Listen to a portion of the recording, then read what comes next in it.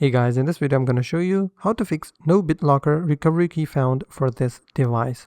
First of all, what you have to do is to open your web browser and in the URL section type in aka.ms/myrecoverykey.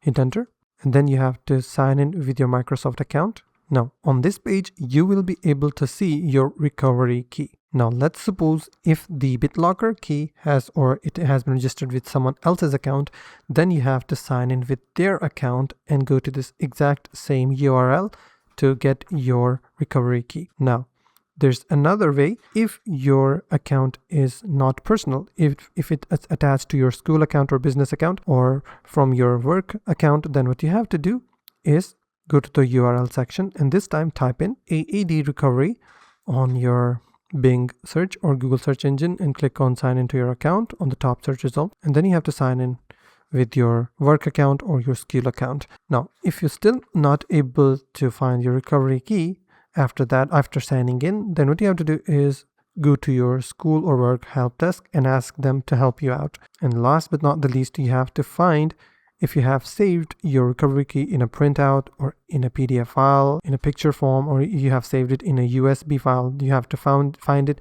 and then get your recovery key. So that's simply how you can fix no BitLocker recovery key found for this device. If you found this video helpful, please hit the like button and also don't forget to subscribe.